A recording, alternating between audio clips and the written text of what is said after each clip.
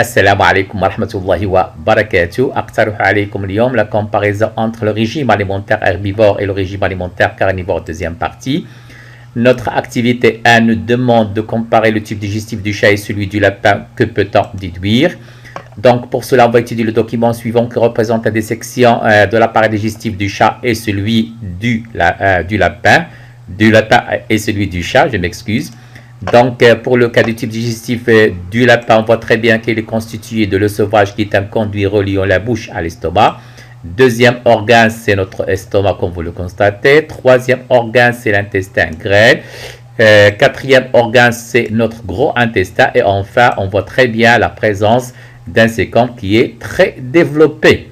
Faisons maintenant la comparaison. Pour le cas de l'os sauvage, comme je l'ai déjà dit, il s'agit tout simplement d'un conduit qui relie par lequel passent les aliments depuis la bouche vers l'estomac. Pour le cas de l'estomac, on voit très bien que l'estomac chez le lapin il est plus volumineux que celui du chat. L'intestin grêle, comme vous le constatez, il est plus long chez le lapin par rapport à celui du chat. Le sécom, comme vous le constatez, il est très réduit chez le chat, alors que chez le lapin, on voit très bien qu'il possède un gros sécom qui est très développé. Le gros intestin de même, chez le lapin, il est plus long par rapport à celui chez le chat. Comme on vient de le montrer, pour le sauvage, il s'agit tout simplement d'un conduit d'aliments. L'estomac plus volumineux et plus développé chez le lapin par rapport à celui du chat. L'intestin grêle plus long, le grand intestin aussi, le sécom, elle est développé et plus long chez le lapin par rapport à celui du chat. La digestion, on doit le savoir, la digestion de l'herbe, elle est très lente et difficile, alors que la digestion de la viande elle est rapide et plus facile. La longueur du tube digestif chez le lapin elle est 10 fois plus lent par rapport à la taille du corps, alors que chez le chat il est uniquement 3 fois plus lent par rapport à la taille du corps. Notre déduction, le lapin possède un tube digestif lent avec un gros estomac, comme nous l'avons déjà montré, parce que les herbivores tout simplement mangent une grande quantité d'herbe par rapport à la quantité de viande mangée par les carnivores, et que la digestion de l'herbe elle est plus lente.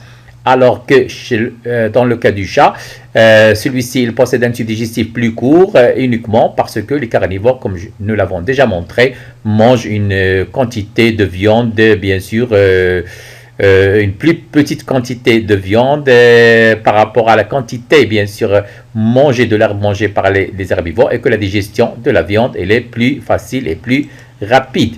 Notre activité de déterminer les caractéristiques du type digestif chez un ruminant, on va prendre comme exemple la vache. Donc la vache, dans un premier temps, il broute l'herbe, dans un deuxième temps, elle rumine. Étape 1, comme vous le constatez, la vache broute l'herbe. L'herbe non mâchée va passer directement, bien sûr, par le sauvage vers la panse. Deuxième étape, la vache s'allonge et rumine. Et bien sûr, on voit très bien que l'herbe va et vient entre la panse et la bouche. L'herbe est réduite dans ce cas-là en bouillie. Troisième étape, au niveau du fumier, comme vous le constatez, la bouillie d'herbe est subie alors un essorage, alors qu'au niveau de la caillette qui représente bien sûr la quatrième poche, elle correspond tout simplement à l'estomac proprement dit des non-ruminants. Tout simplement parce qu'il contient les sucs gastriques qui permettent la digestion de l'herbe. Et bien sûr, après la caillette, l'herbe va continuer son parcours bien sûr vers l'intestin comme chez les autres animaux. Comme nous l'avons déjà montré, étape 1, nous voyons très bien que la vache va, bien sûr, que l'herbe non mâchée va passer par le sauvage, mais il va se diriger, comme vous allez le voir, vers la panse. Deuxième étape, bien sûr, il va passer par le bonnet et revenir au niveau de la bouche où il sera mâché. Troisième étape, dans ce cas-là, il passe directement vers le fumier et bien sûr, par la suite, bien sûr, il va passer par la caillette, il va continuer son parcours vers l'intestin grêle. Comme nous l'avons déjà montré, l'herbe non mâchée passe bien sûr par le sauvage vers la panse et bien sûr va revenir au niveau de la bouche en passant par le bonnet. Et l'herbe mâchée, cette fois-ci, il va passer directement vers le fumier, puis vers la caillette, il va continuer son parcours vers l'intestin grêle. Notre conclusion, les herbivores ruminants possèdent un tube digestif très lent et comprenant un estomac complexe formé de 4 poches, la panse, le bonnet, le fumier et la caillette, et sans donc adapté au régime alimentaire herbivore ruminant. Les étapes de la rumination, bien sûr, comme vous allez le constater, dans un premier temps, pendant le broutement, la vache avale rapidement les touffes d'herbe sans les mâcher.